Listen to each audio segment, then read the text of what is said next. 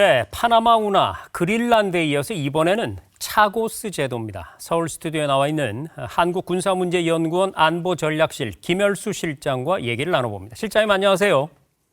네, 안녕하세요. 네, 줄곧 그린란드를 탐내오던 트럼프 대통령이 이번에는 돌연 차고스 제도라는 것을 언급하고 나섰습니다. 우선 우리 시청자들의 이해를 돕는 차원에서 이 차고스 제도, 이게 어디 있는 섬이고 또 지금 뭐가 문제가 되고 있는 건지요? 예, 차고스 제도는 인도양의 정중앙에 있다고 해도 뭐 과언이 아닌데요. 네. 이 차고스 제도가 소위 말하는 이제 아프리카 대륙이라든지 중동 그리고 인도 그리고 동남아시아로 연결되는 가장 그 전략적인 위치에 있는 곳이 바로 이 차고스 제도라고 볼 수가 있는데요. 이 차고스 제도는 한 60개의 섬들로 이제 구성이 되어 있습니다. 그 중에 가장 큰 섬이 디에고 가르시아라고 하는 건데 저 남쪽 부분에 있죠.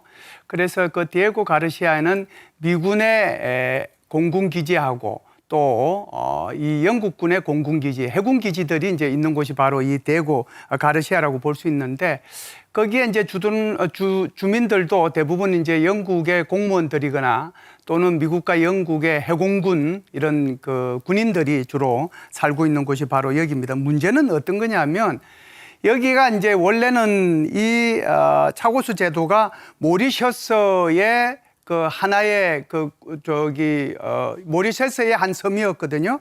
그런데 이제 이것이 이제 독립을 하고 나니까 모리셔스를 돌려달라고 하는 과정 속에서 영국이 이걸 어떻게 할 것이냐 이렇게 고민을 하다가 그러면은 99년 동안 임차를 하겠다라고 해서 그 협정을 모리셔스하고 이렇게 체결을 합니다. 그렇게 되면 이제 99년 동안 이제 앞으로 쓸 수 있는데 여기에 대해서 트럼프 대통령이 이렇게 얘기하는 거죠.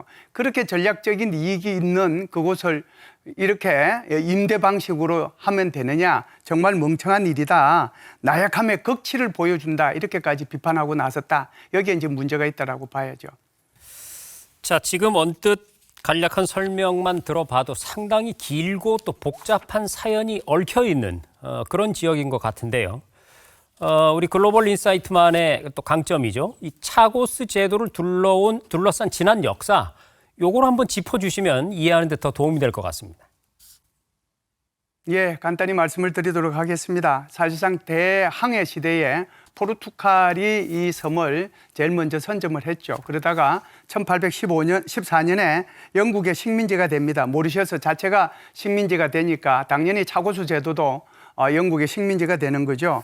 1965년도에 영국은 차고스 제도를 모리셔스로부터 이렇게 분할을 시킵니다. 그리고 나서 1966년도에는 미국과 이 공동으로 차고스 제도, 즉 디에고 가르시아를 사용하기 위한 비밀 협정을 체결을 하고요. 그리고 이제 1968년도에는 이 모리셔스가 독립을 하게 되거든요. 영국으로도 독립을 하니까 당연히 이제 모리셔스에서는 이게 차고스 제도까지 반환을 그때부터 이제 해달라고 줄기차게 요구를 해왔다 이렇게 볼 수가 있는데요.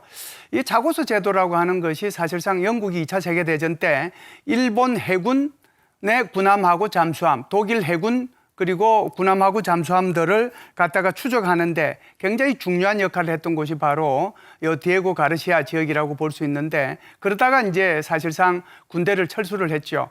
그런데 냉전이 이제 아주 심해지니까 미국이 이렇게 돌아보니까 이 디에고 가르시아라고 하는 차고스 제도가 정말 이게 중요한 지역이라는 것을 깨닫습니다. 그래서 1966년도에 바로 영국하고 이것을 임차하기 위한 그런 협정을 체결하게 되고요. 협정을 체결하고 난 뒤에는 바로 여기에 있는 원주민들을 1967년부터 1973년까지 이렇게 강제 이주를 시킵니다. 그래서 완전히 무인도화 시키는데 그 과정 속에서 예를 들어서 뭐 식량 공급을 안 한다든지 교통을 차단한다든지 의료 지원을 안 해준다든지 이런 방법을 통해 가지고 전부 다 이 원주민들을 모리셔스하고 세이셜 등으로 이렇게 이주를 시킨 그런 역사가 있는 곳이 바로 차고스 제도라고 볼 수 있습니다.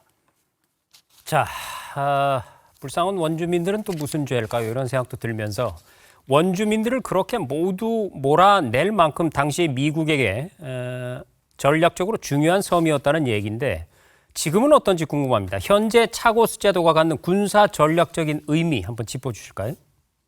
네, 뭐 세 가지로 나누어서 말씀을 드릴 수 있을 텐데요. 첫 번째는 전 세계를 잇는 인도양에 있는 이렇게 침몰하지 않는 항공모함, 그러니까 불침 항모다 이렇게 얘기할 수가 있는데요. 중동과 아프리카, 남아시아, 동남아시아를 모두 타격할 수 있는 거리에 있거든요. 그렇기 때문에 이 디에고 가르시아는 바로 B-1B, B-52, B-2 전략 폭격기가 있는 그런 기지가 바로 요 디에고 가르시아고요.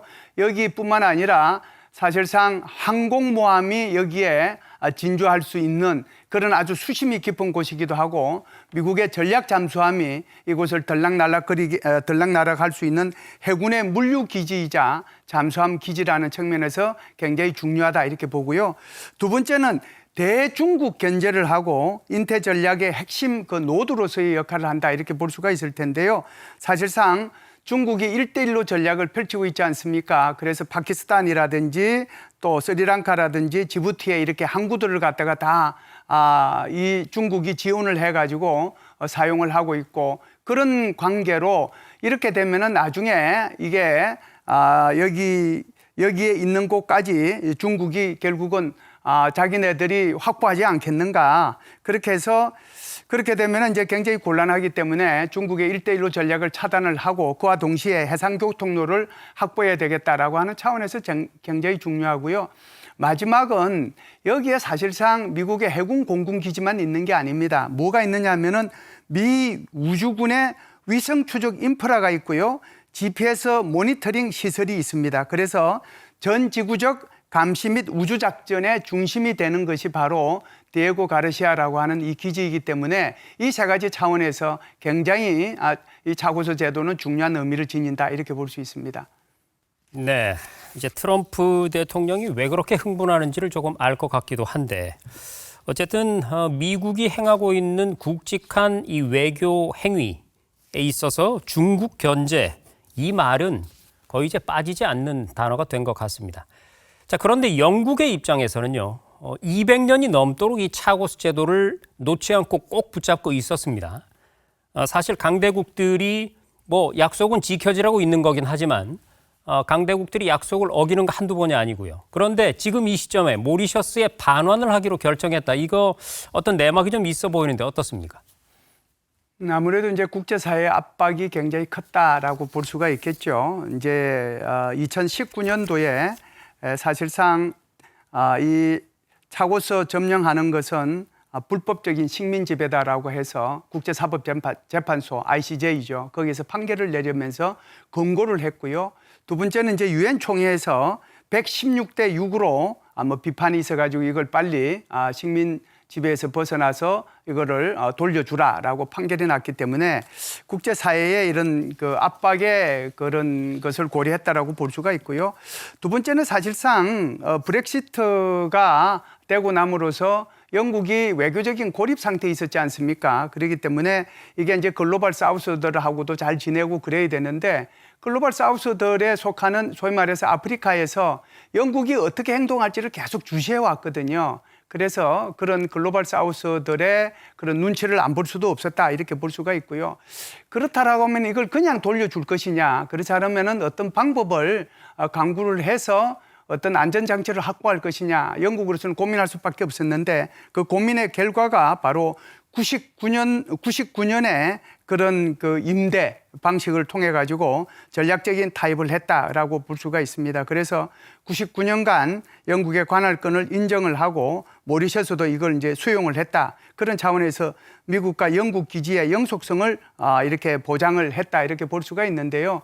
이 두 가지는 국제법적 입지 때문에 그리고 이제 이게 글로벌 사우스의 눈치 때문에 그랬고요. 이런 상황 속에서 더 버티기 힘드니까 결국은 이런 임대차 계약이라는 것을 통해 가지고 영국도 어느 정도의 입지를 확보했다 이렇게 볼 수가 있습니다. 자, 이렇게 미국의 전략적 요충지고 조금 전에 화면에서 보신 것처럼 최첨단 대규모 미군 기지가 거기에 들어서 있는 이런 상황을 봤을 때 영국이 차고스 제도 반환을 미국의 동의 없이 진행했을 리는 만무하다는 얘기죠. 그러면 영국 입장에서는 미국이 이제 와서 딴소리를 왜 하나 이렇게 느낄 법도 하거든요. 어떻습니까? 맞습니다. 사실상 미국의 이런 묵시적이거나 이런 동의 없이 이렇게 했을 리는 만무하죠. 그래서 2024년 10월 달이죠. 바이든 대통령 재임 시에 이런 문제에 대해서 외교를 통해 가지고 역사적인 과제를 해결한 정말 큰 사례다 이렇게 얘기를 했고요. 작년 2월 달에는 이 영국 총리가 스타머 총리죠. 트럼프 대통령을 내방해 가지고 영국과 미국 사이에 정상회담을 했는데 그 정상회담 할 때 영국과 모리셔스가 합의한 99년도 임차죠. 그 합의한 것에 대해서 환영을 한다 이렇게 얘기를 했어요. 이런 이제 환영 결과를 두고 사실상 영국은 작년 5월 달에 최종 협정을 체결을 한 거거든요. 그래서 그 최종 협정을 체결할 때 99년 동안 임차를 하고 임차료하고 개발 지원을 위해서 연 우리나라 돈으로 1,900억 원 정도 지원을 할 뿐만 아니라 원주민들과 그 후손들이 귀환할 때 그 절차도 지원해 주겠다 이렇게 얘기를 했어요. 그런데 갑자기 올해 1월 달에 트럼프 대통령이 입장을 바꾸는데 그 입장은 SNS에 답이 있기 때문에 그걸 한번 들어보는 게 좋겠습니다. 지금 말씀하신 것처럼 이 문제의 트럼프 대통령의 SNS 게시글 어떤 내용인지 좀 살펴볼 필요가 있겠는데요. 실장님께서 좀 설명을 좀 부탁드립니다.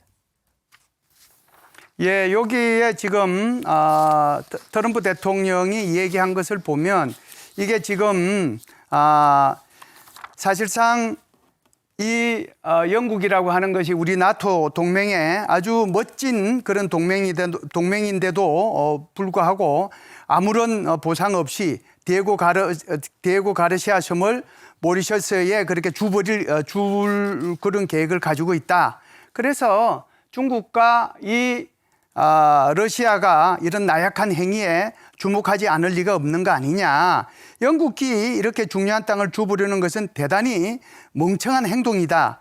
이것은 바로 그린란드를 취득해야 되는 수많은 이유 중에 하나이기도 하다. 그래서 덴마크와 그 유럽 동맹국들은 올바른 선택을 해야 된다. 그 이제 사실상 어떻게 보면 여기에 고베서 이 제도하고 그린란드하고 한꺼번에 묶어가지고 이렇게 유럽을 비판하고 영국을 비판했다 이렇게 볼 수가 있겠죠. 자, 문제의 SNS 글 여기저기 짚어볼 대목들이 많은데 먼저 이것부터 한번 여쭤보겠습니다. 차고스 제도의 반환 문제가 미국이 그린란드를 취해야 하는 이유다 이런 주장인데 이 논리가 어떻게 가능한 논리인지 궁금하네요. 예, 트럼프 대통령이 그린란드를 소유해야 된다는 것을 여러 가지 이제 차원에서 얘기를 했는데요.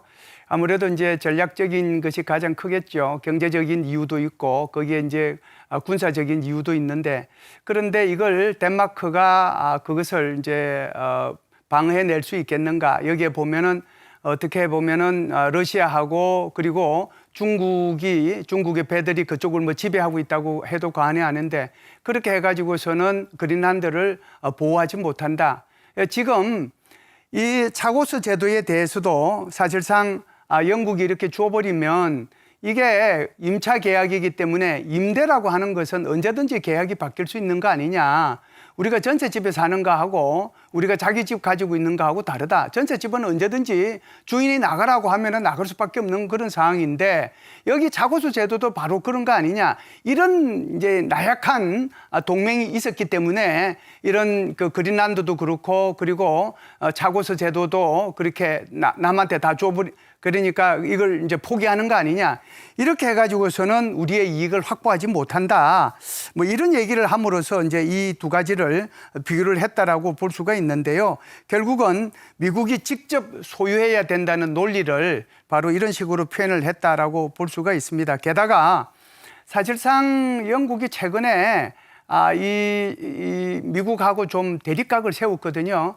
첫 번째는 그린란드 소유한다고 했을 때 여기에 덴마크를 포함해가지고 영국, 프랑스, 독일, 네덜란드, 핀란드, 스웨덴 그리고 노르웨이 등 8개국이 거기에 인내작전 그걸 하기 위해서 병력을 파병을 했는데 그것이 이제 이 트럼프 대통령한테 밉보인 게 하나 있고요.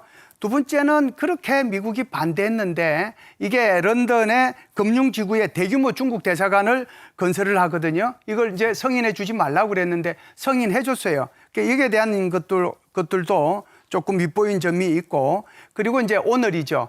대규모 경제사절단을 이끌고 지금 중국을 방문하고 있거든요. 그래서 트럼프 대통령 입장에서 보면은 영국을 똑바로 줄 세워야 되겠다 이런 생각을 가지고 있는 것이죠. 자, 트럼프 대통령이 이렇게 제동을 걸고 나선 상황에서 영국이 이 결정을 그래도 밀고 나갈 수 있을지 궁금한데요. 앞으로 이 차고스 제도 반환 문제 어떤 양상으로 전개될 걸로 예상을 하시는지요? 네, 현재 상황은요. 1월 26일 날 뭐가 예정이 돼 있었냐 하면은 차고스 제도 반환 법안을 영국 의회에 상정하도록 돼 있었는데 네. 이걸 일단 보류를 했습니다. 그러다 보니까 이제 워낙 이제 트럼프도 그렇고 야권에서도 반대를 하는데 야권에서도 반대하는 이유가 바로 1966년도에 미국과 영국 사이 합의문이죠. 디에고 가르시아는 영국의 주권하에 둔다라고 하는 이 부분을 이제 사실상 물고 늘어지고 있단 말이죠. 그래서 제가 볼 때는 여기에 대해서 어떻게 보면은 조건부 비준을 하기 위해서 영국과 모리셔스 사이에 다시 협상을 하게 되고 그 협상 속에서 이런 추가적인 안전장치가 마련되지 않겠느냐. 그래서 중국 자본의 유입을 금지시키고 또 주변 수역에 영국이 통제할 수 있도록 하는 그렇게 좀 하는 과정을 통해 가지고 이 문제를 서로 해결하려고 할 가능성이 높다 이렇게 봅니다. 네, 시간 관계상 마지막으로 이 질문도 좀 드려야겠습니다. 그린란드에 이어서 차고스 제도까지 태풍의 눈으로 떠오른 상황입니다. 그런데 이 트럼프식 이 팽창주의가 19세기 말 미국의 맥킨리식 제국주의의 부활과 이렇게 맞닿아 있다 이렇게 평가하는 기사들이 나오는데 실장님은 어떻게 생각하세요? 그렇죠. 1890년 초반까지만 하더라도 미국은 식민지를 하나도 가지고 있지 않았습니다. 그런데 1898년도에 미국이 스페인과 전쟁을 통해 가지고 사실상 쿠바를 보호령으로 만들고 필리핀을 식민지로 만들고 하와이를 병합하고 파나마 운하의 운영권을 확보합니다. 이때의 대통령이 바로 미국의 25대 대통령인 맥킨리입니다. 그래서 트럼프 대통령이 가장 존경하는 사람이 맥킨리인데 자기도 이 맥킨리처럼 하겠다. 그래서 맥킨리도 그때 당시에 이 관세를 52%까지 올렸거든요. 지금 트럼프 대통령이 하는 거하고 똑같습니다. 지금 트럼프 대통령이 그렇게 관세를 올리고 그리고 이제 그린란드에 대한 욕심이라든지 파나마 운하라든지 이런 것들에 대해서 얘기를 하고 그리고 이제 디에고 가르시아에 대해서 이렇게 얘기하는 것도 맥킨리 대통령을 가장 존경하기 때문에 그러지 않는가 이렇게 봅니다. 사실상 베네수엘라의 마두로를 압송하고 또 이 그린란드를 이렇게 다시 또 자기가 가져야 된다라고 이렇게 얘기하는 것들을 보면 결국은 사실상 미국도 제국주의에 이렇게 반열에 이렇게 올라서는 그런 느낌이 들어서 좀 안타깝다는 생각이 들고요. 마지막으로 이것을 혹시 중국이 자기도 대만을 합병해도 아무런 문제가 없지 않겠는가 하는 괜한 자신감을 줄까 싶어서 이 부분을 좀 우리는 주의 깊게 지켜볼 필요가 있다 이렇게 봅니다. 네, 잘 알겠습니다. 역시 해 아래 새 것은 없다 이런 말도 있는 것처럼 만일 여러분들 트럼프 대통령의 어떤 말이나 행동이 이해가 잘 안 가는 측면이 있을 때는 맥킨리를 검색해 보시기 바랍니다. 네. 그렇죠. 자, 이번 협정으로 섬에서 쫓겨났던 주민들은 50여 년 만에 귀향길이 열린 상황인데 아무쪼록 평화롭고 합리적인 결론이 나길 기대해 보겠습니다. 지금까지 한국군사문제연구원의 김열수 실장이었습니다. 실장님 고맙습니다.